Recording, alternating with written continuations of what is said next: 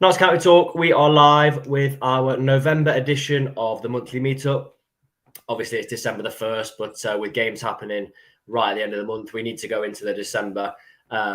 Festive fixtures are coming up, lots to talk about at the top of the table, at the bottom of the table in terms of managers as well.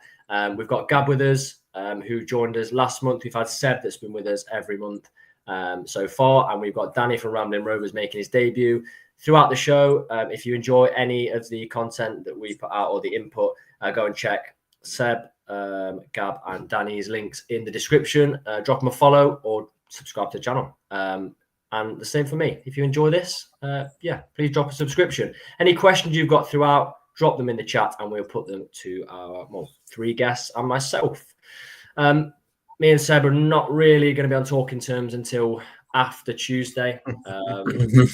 I think it's the first time, Seb, any of the guests have come up against each other so far this season. We always seem to miss everyone, don't we? Yeah, should be an interesting one. Really looking forward to it. From a Notts perspective, is it a decent time to play against Walsall? Seems like maybe Bromley you dropped off a little bit. Yeah, potentially. We've had a little bit of a dip in terms of performances. Maybe an element where teams are kind of working out how we play at home, especially teams are coming to frustrate us. So if you do something similar, I think it will be a massive task for us really on Tuesday. Yeah, very interesting game. And Danny, we've obviously played each other, haven't we? You joined me on the Pavers Perspective a few weeks ago. I thought it was a very good game between both of us. First half was dominated by Notts, second half by yourselves, wasn't it? Oh, very much so. It was such a good game. You know, I thought it was fantastic for League Two level. Both big teams going at it toe to toe. It was just brilliant to watch. I thought it was fantastic. You know, good atmosphere as well. Game from yourselves and ourselves as well. You know, I think both fans were giving it as well. But the whole game itself, fantastic. Two good goals as well, to be fair. So, yeah, it was good. Yeah, good game. And Gab, how do you think League Two's setting up? From my perspective, very, very interesting season. Yeah, it looks very open, doesn't it? I think Port Vale have obviously put themselves in a fantastic position. I don't necessarily see this as a Port Vale home run where they'll pull away from the chasing pack. I think Notts County are a better team. I think Doncaster are a better team. And I think there's other sides, just below Port Vale that are very, very competitive. So I would say actually the current top seven wouldn't surprise me if the current top seven finish the top seven in some order, because I think that's probably where where the teams are at, but I think it's quite evenly balanced top seven, which makes it a really exciting last 2/3 of the campaign. You say you say straight away there, you feel like Notts and Doncaster are stronger.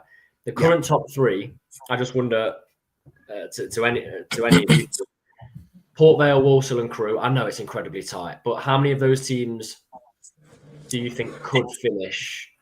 And I know anyone could finish in the top three, because I don't see, from what I saw away at Crewe, even though they beat us, I don't see Crewe finishing top three at all.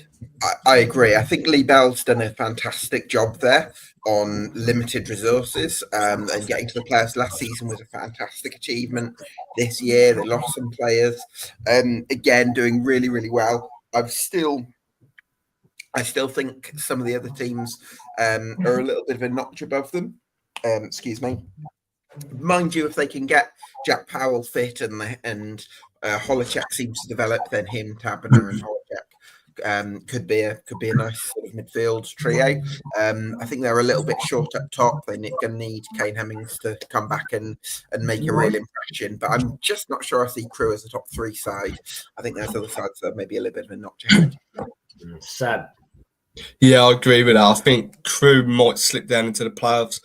All depends on us, really. I think we've got a good enough squad to maybe sneak into the top three, but I think all will depend on January with us. We've already seen interest from teams higher up in the EFL with Jamie Jellis, question marks if Nathan Lowe will get recalled. So, what do you think is going to happen with that, Seb? Do you think you'll keep hold of Nathan Lowe? You've been burnt with striker loan recalls in previous seasons, haven't you? No, spot on, Gab. The last 2 Januaries, both strikers, Freddie Draper, Danny Johnson, being recalled. I think for the benefit of Nathan Lowe's career, I think he should actually stay with us on loan, get a full season of scoring goals, proper men's football, that physical side of the game that you get in League Two, and he's adapted really well. All depends on Stoke, that I've heard. I think his cannon up front for them might be getting recalled, so maybe a space available there. So fingers crossed he stays.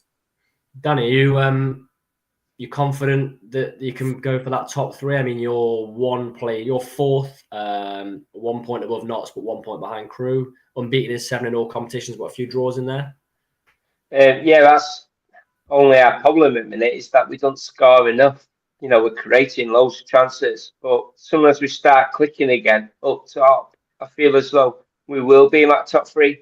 Like, I still think we have got one of the best squads in the league, without a doubt. I mean, as soon as somebody gets injured, we always got somebody just as good to replace that injured player or that suspended player, whether. And we've only got one injury at the minute, just one, and that's Tom Nixon with an hamstring.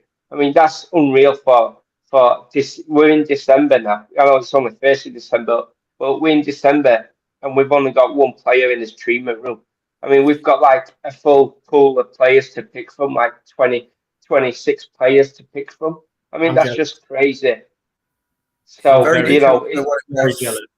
Danny, it's very different to what it was in the first quarter of last season, wasn't it? Yeah, exactly. And that goes back down to the club putting money into the medical department and hiring David Rennie, who's worked at Leicester City and stuff like that. We've invested in it, and it's showing now. And it's just the depth. I think our depth will get us there. Not as so much quality. It's our depth. So, but the question I would have for you, Danny, is Doncaster seem to me to struggle at opening up deep defensive blocks. I think your home record this season hasn't quite been what you wanted it to be. I think you lost at home to Bromley, didn't you? So I'm wondering if Mrs. Matty Craig in midfield from the second half of last season.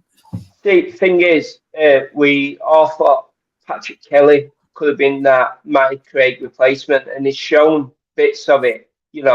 He didn't quite show it today against Catering, even though that was in FA Cup. But he has shown glimpses of a very driven midfielder as Patrick.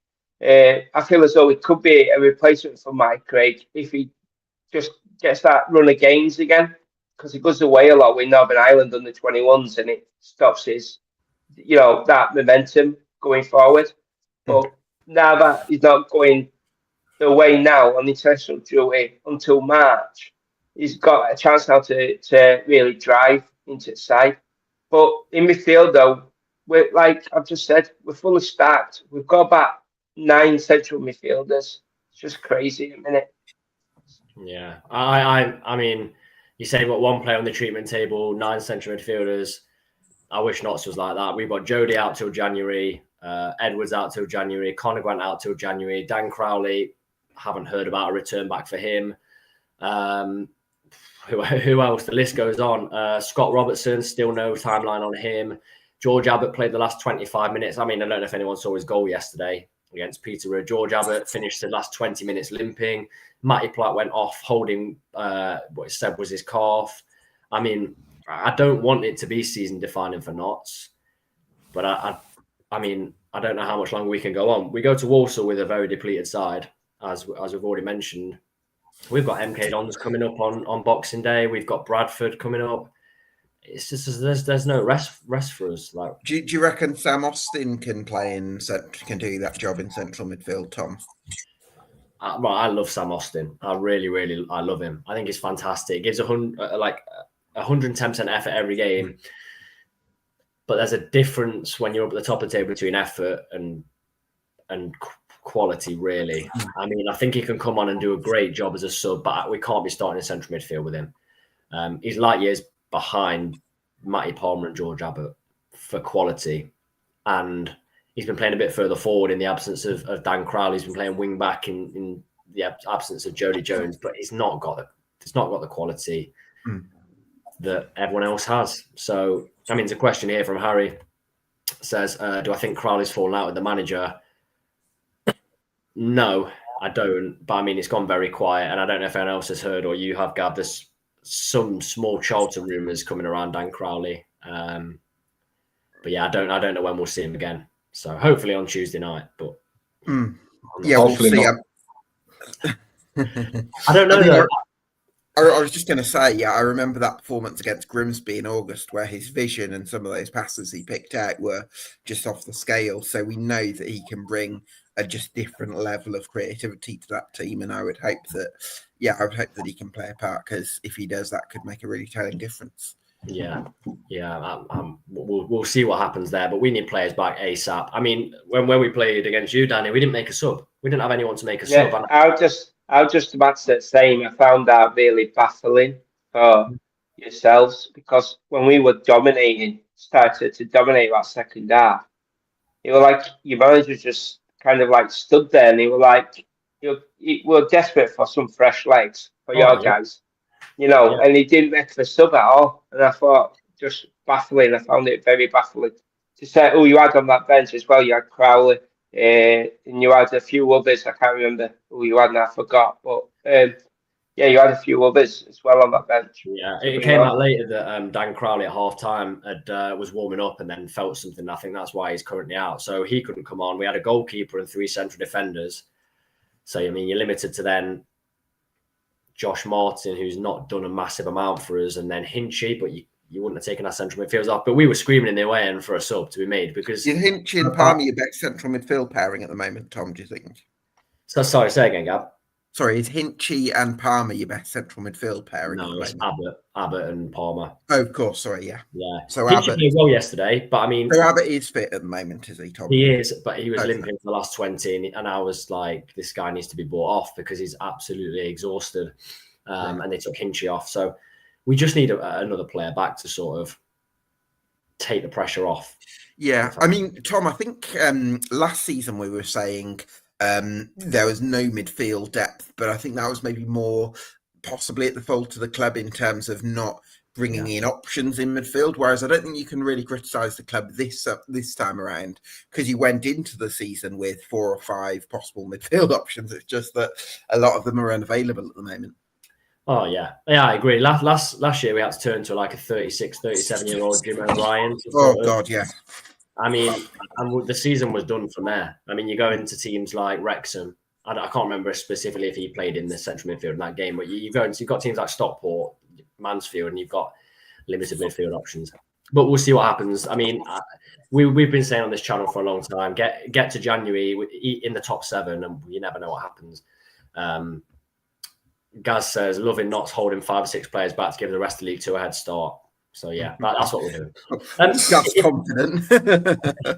if we look at the team of the month, then, I mean, I've got my team of the month. Seb, have you got your team of the month for November? I think it could be unanimous.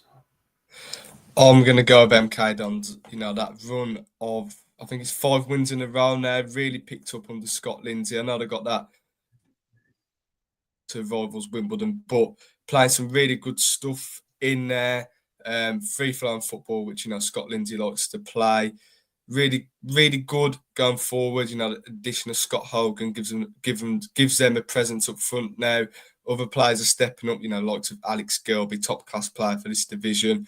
Showed a different side to him in some of the games. Come from behind against Cheltenham. Got a really important win and climbed into the playoffs, where the squad, with the squad they've got, they should be in around that top 7. So yeah, probably give it MK Dons. I'm just going to straight away agree with you and say I don't really need to add anything else. Annoyingly for me, Aaron Neman is playing pretty well. Kellen Gordon hasn't lived up to his replacement so far. So yeah, MK Dons for me. Danny, who would you say is your team of the month? I'm pretty much the same. I think MK Dons have been team of the last month. To be fair, they have been pretty good. And like what Seb said, that run, what they've been on as well, has been a pretty good turnaround by Scott Lindsay to get him to play with a squad what they have got at their disposal. They should be doing that anyway. So MK Dons for me as well. I would just offer a different one because I completely agree with you guys that MK Dons have been fantastic under Scott Lindsay and they're very much coming into that top three conversation, aren't they? I would maybe pick out Morecambe, a slightly less obvious one, because they've won 2 in 3 across November. And I've always felt actually all season. I actually spoke to Stuart Maynard for The Sportsman, which you can go out and check out on YouTube at the moment. And once you finish this one, and and I talked to him about tough opponents, and Morecambe were, he said, one of the toughest sides that we've played, or one of the toughest games we've played so far this season. And so go on. No, I was going to say Morecambe as well. I was tempted to say Morecambe, but I agree with the MK Dons. But when Morecambe, when we played them earlier on the season, thing what I found is Derek Adams, he knows his league very well. There's no doubt in that. And I know Morecambe, the position they're in, it's Derek Adams will find a way to get into play no matter what, right? You could have a bunch of kids and they'll still get into play at League Two level because that's the type, because he's that experienced that experienced at this level. And I found when we took them on and we only just won them 1-0, and they were going through that phase of losing 1-0 to teams. They weren't exactly getting battered by anybody, like 4 or 5-0. But he slowly turned their 1-0 defeats now into wins. And it's kind of like what you said. It's like, Morecambe have been pretty good as well. I think they'll stay up as well. I do, We were very, very lucky to leave Morecambe with a point. Incredibly lucky. And I think they might have had an effort that crossed the line and the linesman didn't get it. And it was very late on in the game. So, yeah, I agree. Another shout here from John is Accrington. They're obviously doing very, very well. I can only go off what I've seen, atrocious at Mead Lane. And I mean that in that's being generous. They were really, really poor. But they've done very, very well. Gaz says he'd go with the Saddlers, hanging around there. Just that little slip up against Bromley, but Bromley are a funny side. I think they can do, they can hurt. They've got a very, I don't mean this in they've got a very non-league way of playing, in my opinion. A bit like Sutton United, do you think, Tom, when they came up to this league a few seasons ago? Yeah. I mean, they're just a very unique side for League Two, and I feel like they've played the same way. I love their manager. I think he's fantastic. And I think they've just got an identity that they just know, and it works. And I feel like it doesn't really matter what division you're in. If you've got players, like, you couldn't pluck them and put them in the Championship. But you've got players that can play in that division. They're going to be hard to beat no matter what. Sometimes it doesn't work. Sometimes they're outclassed, but they're a decent side. So yeah, I mean, I tell you what, just one final thing on Bromley. I love anyone seen their right wing back, Danny Imray, on loan from Crystal Palace? He looks one hell of a player against us. Yeah, he looks one hell of a player, doesn't he? Yeah. Question here from Dale says, Gab, are Swindon sleepwalking into non-league? Definitely. Unfortunately, so much respect for Swindon Town. They're a club with an incredible fan base, very devoted fan base, and unfortunately, they've been put through the mill. And I really hoped back in what we're looking at now, sort of 2021 possibly, that Clem Morfuni was going to be the answer, the end to the Lee Power era. And initially, you had some hope. I think the first 12 months there seemed to be some sort of some encouraging put forward steps for Swindon, where I think they owned the ground, or is it Clem Morfuni and the Fans Trust sort of co-owned the ground? And there were some, it felt like they were kind of starting to move forward towards an identity and a kind of vision. And then the last 2 or 3 years has just been absolutely horrendous, where it's been a mishmash of different ideas. It's felt like Clem Morfuni's communicated inconsistently, and when he has communicated, his word hasn't always been trustworthy. Question marks about the financial stability of the club, certain senior figures at the club, and and Morfuni's sort of judgment of people, I suppose. Lots of worries at Swindon Town. I think appointing Ian Holloway was a decision that's going to backfire potentially. So yeah, very worried about the future of Swindon Town. I think their fan base deserves a lot more. they need to get rid of the ghosts out of the training ground as well, don't they? Because that's obviously an issue as well. But no, genuinely, does anyone here think that Holloway will make it to the end of the season? I do. No. I do think he'll make it to end of season, but I mean, I reckon he'll be in the same situation in what he was at Grimsby a couple of years ago. He's just gonna. I mean, for Ian Holloway as well, it's not like he's got anything to lose. If they go down, because they're in that situation anyway, but if you stay up, he'll be like a legend to him all. He's got not really got anything to lose, Ian Holloway.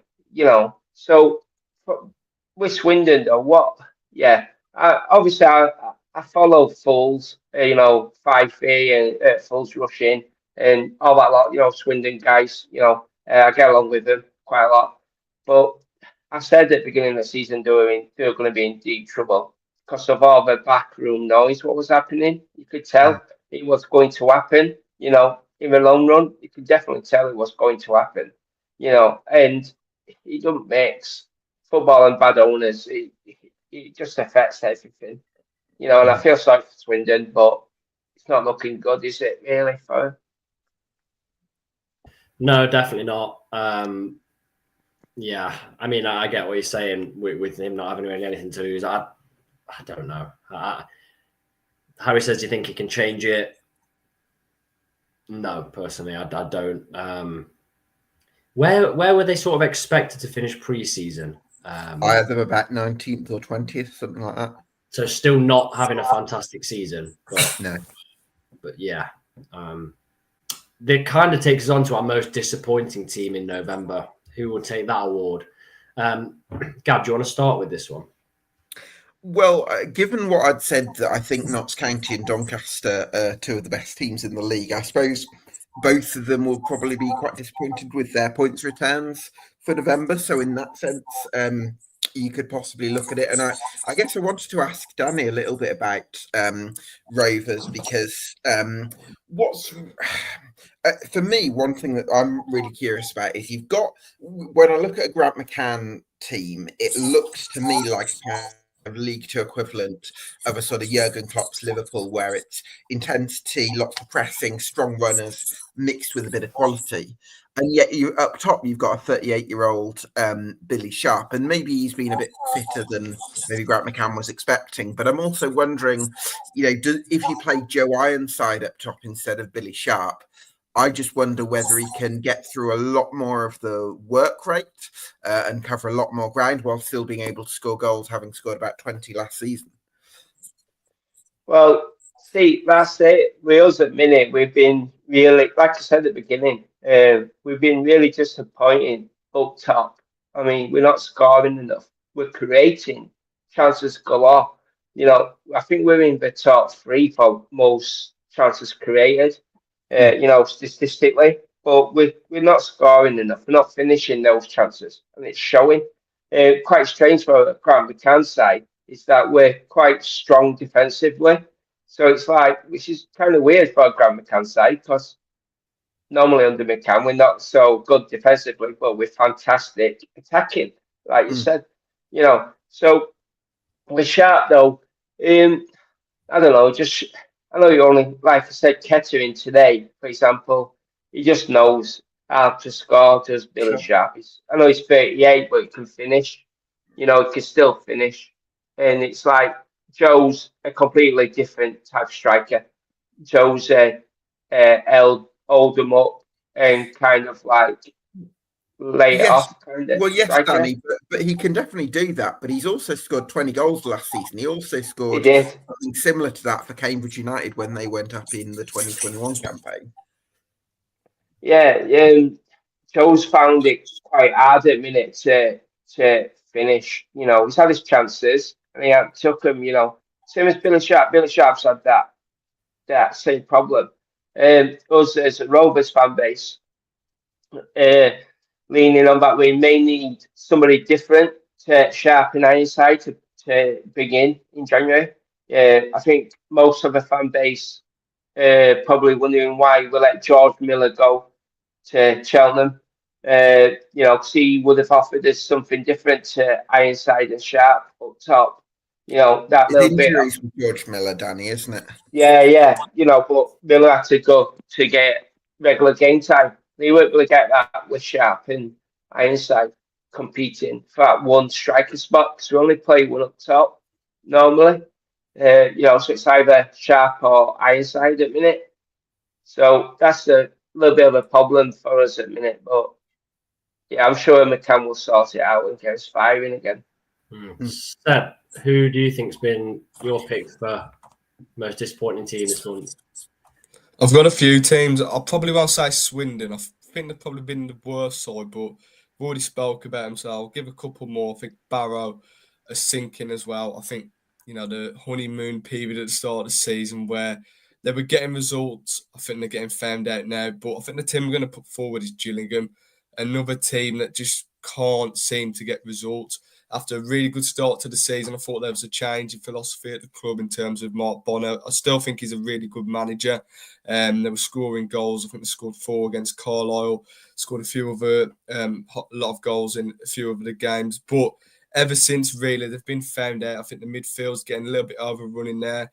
Saw a few of the goals that they've conceded. I think there was the second goal against Harrogate, I think it was. Absolutely shocking goal to give away. And, Mark Bonner's got to really sort it out there, try and grind a few results out. I know they bet Port Vale, but then to back it up with another home defeat, not great viewing for them. And, the owners there will be expecting a lot more with the finances they're putting into the club. Yeah, I mean, Swindon's the obvious choice, like you said, Seb. Gillingham as well. I don't know. They don't strike me as anywhere near the standard this season of Port Vale, Doncaster, Walsall, Notts. Nowhere near that. I'm going to throw in Tranmere as well. I think they are just, you talk about Swindon sleepwalking. Tranmere are kind of the same. They're struggling to score. Yes, November's a bit of a strange month to be doing this because I think there was only 3 league games because of FA Cup. Maybe 4 league games. December's going to be very, very different, a packed out month. And yes, they beat Newport, but failed to score in their last 2. Cheltenham and lost there. I thought maybe at home they could show a bit more against Wimbledon, and they were sort of brushed aside 2-0. Going back to even October, they failed to score. From what I'm seeing on social media, there's a lot of discontent around the club. And I just think, this season, I think I put them 16th in my preseason predictions. I was hounded for Tranmere aren't going to be there. They're going to be pushing playoffs. Well, they're not. They're not pushing the playoffs. They're not even close. So, Gab, where did you have Tranmere? Do you remember? I had them 8th or 9th. I expected that even without Rob Apter, they'll be able to kind of continue their decent form under Nigel Adkins from when he took over permanently around November last season. But it hasn't worked out like that. And I think they're definitely missing that Apter inspiration, whilst I think some of the off-field challenges at the club are kind of taking centre stage at the moment. Yeah, 10 goals in 16 games. That is. I mean, it's not like we're 5 or 6 games in and there's a pattern developing there. If you're not even scoring a goal a game, I can't see. And I'm not saying they're going to go down, but I've got a team scoring almost a goal every 2 games. Surely cannot stay up. They need to change something pretty quickly. Danny, who's your side that you've been really, really disappointed by in November? I think your guys are pretty covered or disappointing sides, to be fair with you. I had Swindon, but obviously we've spoken already about Swindon and obviously Tranmere, Gillingham. Yeah, they're saying, being disappointing as well as themselves. I've got to pick ourselves as well because we have been. I mean, we didn't win a single game in November apart from the FA Cup win over Barrow. So in league, we didn't even win a game. We just drew all our games. So yeah, it's been disappointing on our front as well, to be fair. Yeah, I could say the same about Notts. I mean, drew with you guys, lost to Crewe, and drew with Newport, which we should have won. The only reason I haven't said us, and I've mentioned it, I know I try to quite a lot, is just the injuries. I don't think. I mean, any side with the amount of injuries we've got, I can't necessarily give us the most disappointing team. But yeah, we haven't been great. 2 points from 9 and a shocking loss against Crewe is not brilliant. But, there we go. Player of the month then. So if you're new to the show, we do a player of the month. It's not always a player from our club, but it can be a player from our club. I'm going to give a hint, but I'm not going to give mine. I've given it to strikers every single show so far. I'm not going to give it to a striker today. I'm going to give it to someone else. But yeah, we sort of look at who we think has shone in League Two individually as a player. So who would like to go first and put a couple of names or even just one name out there? Well, can I ask Steph about Tommy Simpkin? Because I guess because of the form of Nathan Lowe on loan from Stoke, he's been the kind of the on loan star that's been kind of the focus. But Simpkin in the last few games has probably saved you 1 or 2 points. Yeah, definitely at Wimbledon. But yesterday he was probably at fault for the third goal. Definitely. Yeah, still a young keeper who's going to make mistakes, but I think he's got to show a little bit more confidence, a little bit more to command his box. But no doubt, like you said, he has saved us a few points in the last couple of games, especially Wimbledon. I thought he's probably the man of the match that day. But like I said, we've got a young keeper. He's probably going to lack a little bit of consistency, but I still think he's going to go on to have a good career as a keeper. I'm going to go as well then, since you mentioned. I'm going to go for Notts keeper, Alex Bass. Yesterday, I know it's not a league game, but yesterday we would have conceded 10 to Peterborough. He is at fault sometimes for playing the ball out from the back and it being intercepted or causing a chance. That's just the way we play. And he's being asked to do that. His saves are unbelievable. And I think it's exciting for me because last season I had to watch a combination of Ashby Hammond, Aidan Stone and Sam Slocum attempt to be goalkeepers and just make a hash of everything. Every cross he claims. If he can't claim it, he punches it to safety, not just into the centre of the goal, makes every save look routine. I don't know if this is a good or bad thing for Notts. And I think he probably is worth genuinely 8 or 9 points at the end of the season, which is massive. Well, Tom, can I just pick you up on that? Because it's not just the saves themselves, but for me, it's the kind of confidence that he breeds throughout the team. Because I think if you've got a goalkeeper that you're confident in, it's likely to make a massive difference to the rest of the team. Similarly, with somebody like Jacob Badeau, if you feel like he can hold his own in those 1v1 situations and he can be quick and strong and defend really, really well, then, yeah, there's a bit less worry. Whereas last season, for instance, you had a goalkeeper like Aidan Stone, I think was the most common starter last season, didn't always fill you with confidence. Carl Cameron, left centre back in 1v1s, was a little bit shaky sometimes. Those areas seem to have been strengthened, and I'm sure that kind of breeds confidence into the rest of the team.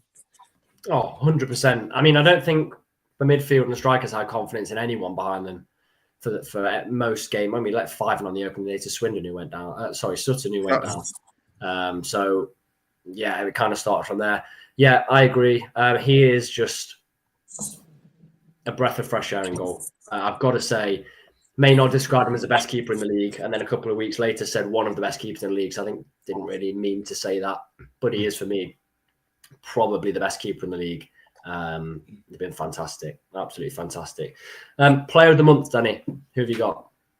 I was gonna have a choice between 3 of Rovers players. To be fair, I think keeper Sharman Lowe has been fantastic so far in last month. To be fair, it was a battle between 2 defenders, Joe Lowe or Jay McGrath for me. So I'm going to give it to Joe Lowe, to be fair. I think he's been outstanding. Even though Jay McGrath is a unit, in that defence. But Danny, are you surprised? Can I just ask you, surprised at how quickly Jay McGrath has come into the team? Because I'm sure I think he might have been at the club last season, but I don't remember him being talked about in the summer as being a centre half that's going to come in and start regularly. So he must have had a really good pre-season or something like that. With Jay McGrath, he actually was born in Doncaster. His dad. He was born in when his dad used to play for us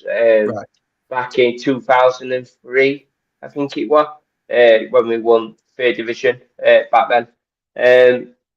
And he went off and played for Coventry youth team, and they're in Ireland, and we got him in December last year. He's been with us a year now. Well, obviously the Irish League finishes in December, and he didn't have no rest. He went straight from the Irish League. He started playing for us in bits last season, and we didn't see the full potential of him until this season, because I feel as though he's had a full pre-season with us, and he's Right. got up to speed. And because he's done that, yeah, I think he's like full up to fitness. I think he was carrying a couple of niggles, injuries from Irish League. So I feel as though now he's fully fit. We're seeing that full on unit of what he is. And plus he's a left-footed centre back as well, which is quite rare. And it's like when he pings it with that left foot as well, crossfield ball, it's good to see. He has his heart on his sleeve, and that's what us, any player for any of our clubs, that's all we ever want. Just somebody to show that bit of passion. And I think that's what transpires to us fans, and that's why we love seeing him so much, because he, like I said, he puts everything online. He's just like I said, his art is on his sleeve, and he's just done it through and through. And yeah, that's what we all love to see.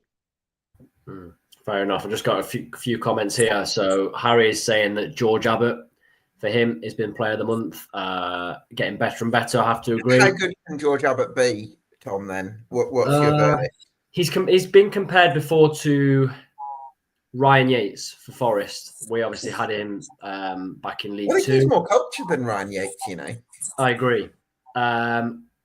Is he as good? Well, Ryan Yates is much more of a physical unit, isn't he? He is. I'd have to be reminded of what age Ryan Yates came to Notts and played at Notts, because Abbott, I believe, has just turned 19, and he's starting to become the best player on the pitch for Notts, outfield certainly. I think he, for me, could definitely be a Prem player, 100%. You think he could play for Spurs? I don't know. That's a really good question. I don't know. I think for me, there's quite a big difference between a top 6 Prem player and someone that can play in the Prem. For example, Ryan Yates, who plays for Forest, you would never stick in a top 6 side and wouldn't get close. I'd love to see his development. Is first game, wow, exploded. 3 or 4 games, right, this is League 2, let me get used to it. And yesterday in midfield, he was fantastic against Peterborough. Definitely a Prem player. Could he play for Spurs? Potentially. I reckon his best hope is probably if he has another good loan spell somewhere next season, that Spurs are in the Europa League when he comes into their team, so that he gets a few minutes kind of for them by osmosis, and then has that opportunity to kind of start to prove himself. Whereas if they're in the Champions League, he's not really going to get consistent opportunities, is he? But no, he looks like a super talent, so best luck to him. Yeah. A couple of Vale fans here. Ripley is running back close. Yeah, agree. And this is an interesting one from Andrew, who is a Vale fan. Jack Shorrock, I believe, 17 years old. What a prospect. I mean, it's not a bad shout, is it? Can't say I've seen him play too much football. I think he's played 6 games, but at 17, interesting. And a good I think shout. if you're playing semi-regularly in the EFL by 17, I think you're clearly something that, a bit of an exciting prospect. So hopefully a big future ahead for Jack Shorrock. Yes, yeah. Played 59 minutes against Notts as well. But that was his second game. So, yeah. Gab, have you given us your player? Well, I would have probably gone with Tommy Simkin of Warsaw, but I think we've come up with some great names, definitely. Yeah. There's some very, very exciting players. I mean, last month we were sat here talking about strikers over the age of 33, weren't we? With your Paddy Maddens and your Griggs and your Billy Sharps and Dave McGoldrick. This year we're talking about 17-year-olds and your goalkeepers. So yeah, the quality across the league is fantastic. Takes us to sort of our last point. Our last kind of category is result of the month. Last month for me, there were some big standouts. This month, seems to have calmed down a little bit. There's some out there, but Danny, do you Well, want to? I've got one lined up. Have you kick us off? Have you kick us off then? Accrington Stanley winning 3-0 at Chesterfield. That was a real shock result for me. I didn't see that one coming. No, I enjoyed that result, to be fair. Did enjoy that result. Has anyone else got that down? Yeah, that was down for me. Yeah, same. It was like, well, Chesterfield seemed to be struggling at home. They never seem to do well at home. If you look at the results, what they've had at their place, I mean, they drew with Swindon. They've obviously lost at Accrington. I'm not too sure what else they've done. I think they've had too many draws, I think, at home. I'm sure they haven't won a game yet at home. But I'm just sure they're not very good either. I'm sure they're not. I'm going to throw another one in because Accrington's been mentioned. Sorry, Seb, but the Bromley 2, Walsall 2. How close was, I know in terms of minutes, but how close was that to a defeat? It was literally last kick of the game for Macagbo. So got away with one. We didn't deserve to win the game. Yeah, Bromley nearly did a job on us. What was it, the whole game, or was it more second half? I think we were more poor second half, but in terms of overall performance, I didn't think it was great. We couldn't string, a sequence of passes together. We're playing into Bromley's hands, quite a direct side, like we mentioned earlier. Very typical non-league side, and we were just playing into their hands. They've got some really good players at Bromley. I like Ben Thompson in the midfield. I think he's a really good player for this division. Really good loan. Do you know what, Seb? On that, just on Ben Thompson, you raised a great point there, because I've seen Ben Thompson pull out a 10 out of 10 performance in the Championship against my lot, Birmingham City, for Millwall. I mean, that was going back a few years now, but I still think he, for League Two level, I think he's an unbelievable footballer. He seems to have maybe lost a little bit in terms of injuries or confidence possibly, but for League Two level, he's a quality footballer. So yeah, that looks like a real coup for Bromley. Sorry, you carry on. Sorry, with Bromley as well, when we took him on as well, beginning of the month as well, is I found him to be all over 6'9", very, like you said, very, very direct, and the time waste from minute one, they were time wasting, but then it was fair play to them. They did the job on us, and that's it. End of the day, I think they'll stop up, no doubt, because they'll do it to many more teams, how direct they are and how anti-football they are, really. They think you 1-0, mate. Yeah. Don't go questioning the process. If it works, that's it. Try going 2-0 down to them at their place after 6 minutes. I mean, we came out of that with a win, but they were just like, they slowed it right down. But I have genuinely delight for Michael Cheek, joint top scorer with Cook. A lot of people, including myself, at 33, sort of thinking, can he come into League Two, get his opportunity, and score goals? Tom, would you have Michael Cheek at Notts in January? Yeah, 100%. 100%. We need another striker. And I don't say that because I've been known on record to say we don't miss Langstaff. I don't think we do miss Langstaff, but we just need someone else. Someone that will will score. A lot of our issues are with creativity, no Crowley and Jody Jones, so that's why I don't think Langstaff's to put them on. But I would definitely take Michael Cheek, 100%. You're saying that though, but when you took us on top, I thought Jatta was absolutely sensational. I loved the guy. I thought he was brilliant. I thought, wow, I thought this guy, he's definitely going to be playing at a high level in League Two because his football intelligence was up there. Absolutely. I mean, for example, there was this one point in the game where Lombo coming over, and you could tell Jamie McGrath was going to head it, and he just held himself back, and then he ran and jumped, and he won the ball.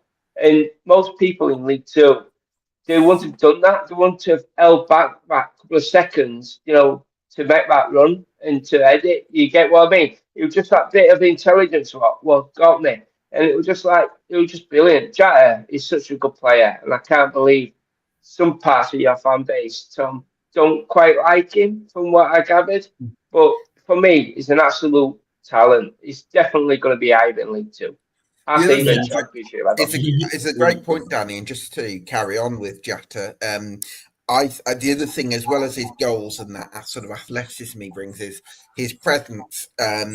If you're, facing an aggressive, high pressing side, it's a great tool to have to be able to maybe clip a ball over the press and get Jatta on the ball, and then he can kind of link up with the midfielders and bring everyone else into play, as opposed to, feeling like you've got to carry on playing through your centre halves because it's 5'8" Sedwin Scott up there, and it becomes a bit more of a challenge maybe. So yeah, I think having someone of Shatta's presence up there makes a huge difference. Yeah, and he's had a Gambia call up recently, which is fantastic for him. But we had to go away to Crewe without him, and the whole way we play changes. Like, can you imagine, Danny, if we'd have come to your place without him? I think you probably would have beaten us, if I'm honest. We would have had no one to hold the ball up. The goal he scored, somehow, like you say about the intelligence, somehow he finds himself with 5 yards, with no one within 10 yards of him for the header, really. He's just made the room. And a couple of your centre backs at points, it was almost against 3 defenders on his own. Yeah, I think in first half, I think he ran the show against us, but in second half, we become more streetwise to him. Where, like you said, we ended up putting like 2 or 3 on him at one point. So I think we just kind of like isolated him a little bit from the rest of the team. Yeah, I have to agree. Fantastic player though, and another player I think could be playing above the level at some point. So just having a think, we were on our result. Seb, did you give us a result of the month? No, I'll give you a couple. I think Harrogate v Chesterfield 2-1 at home. Honourable mention, last minute winner, good home win for Harrogate. But for the result I'm going to go with is MK Dons versus Cheltenham. I think Cheltenham are up in the game. MK Dons really, showed some real good spirit, showed the quality in the second half, especially, like I said, go 2-0 down quite early on in the game, and then, use the home advantage really good. And it was a significant win for them, really. I think it actually pushed them up into the playoffs. So probably go for that one. Good comeback. And I think Cheltenham, we had team of them, but now honourable mention under Flynn. I think they've changed the formation and they've got some results there. I think it's just 1 defeat in November. So they've picked up a little bit, but I'm going to go with MK Dons 3, Cheltenham 2. Yeah, very good shout. Yeah, good shouts for all of our categories, really. Which is, the league is shaping up to be a very, very interesting one. Games this week coming. So Tuesday, Seb, we come to Walsall. Gab, you mentioned you might try and get down there as it's local to you. Yeah. Looking forward to that one. We'll see. I think I'm really excited to see who Notts County play in central midfield, because that's obviously a bit of an area that's. I suppose if Palmer and Abbott are both fit, it's probably going to be those two, isn't it? So it's more in terms of depth, I guess. That's the question mark for you there. Yeah, I couldn't tell you. There's been youth players on the bench for the last few games, so we'll see what might help Seb. The academy's doing quite well at the moment, though, isn't it, Tom?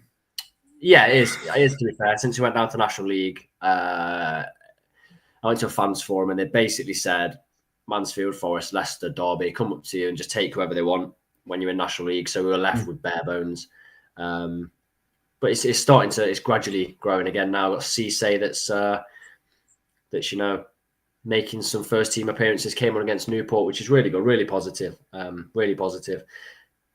Danny, you go to Fleetwood in the week? Yeah, we got Fleetwood away on Wednesday. We played today, so we had to move our game back to Wednesday. So should be an interesting visit to Fleetwood. We never do well there, to be fair. I don't think we've ever won Fleetwood. I think we've only ever scored 2 goals at Fleetwood, which goes pretty well with our current run of not scoring goals as well. So Perfect. Be a perfect seaside trip in December. Absolutely fantastic. And I am delighted, as I said before we went on, I'm delighted that you've got an extra game now with the FA Cup, getting through against Kettering. But nice to have extra time and an extra game. You'll be in the draw tomorrow, so that'll be good. And Gab, I know not League Two, but big game for Birmingham against Stockport Wednesday as well, isn't it? Yeah, I'm quite curious about how Chris Davis handles these congested fixture periods, because he's done an unbelievable job for us so far. But I've often felt like I've been surprised that when we've had these kind of 3-game and 8-day periods, he hasn't rotated the squad more. But I'm hoping that Mark Leonard can get a bit more of a chance, because I've loved him for Northampton over the last couple of seasons. And we've got players like Paik and Owata who are doing really well for us. But for me, Mark Leonard deserves a bit more of a look in. So I'm hoping that after playing well at Blackpool in the FA Cup today, he can come into the equation a bit more, because I think he deserves it. So, but yeah, huge game for us Wednesday. Yeah, so you'll see a Notts win Tuesday and a Birmingham win on Wednesday then. Hope so. That'd be a great week, won't it, Seb? That'd be a lovely week for Notts. No, but yeah, thank you guys for joining me again. It's been a fantastic opportunity to chat about League Two. A month with not many games that's about to change with 6 games in December. So December's monthly meetup will be jam-packed. Will we have new leaders? Will Swindon have picked up? What players we'll be looking at of having a fantastic festive period. So lots and lots of discussing that. If you've enjoyed any of the input from Gab, Danny and Seb, I know it's been fantastic. Look in the description of the video. You will see links to either their Twitter or their YouTube channel. Drop them a follow, drop them a subscribe. And if you've enjoyed what I've done and what the channel is doing at the minute, drop a subscription to Notts County Talk as well. And wherever you're travelling in the week or at the weekend, safe travels. And yeah, League Two continues to be interesting. Cheers,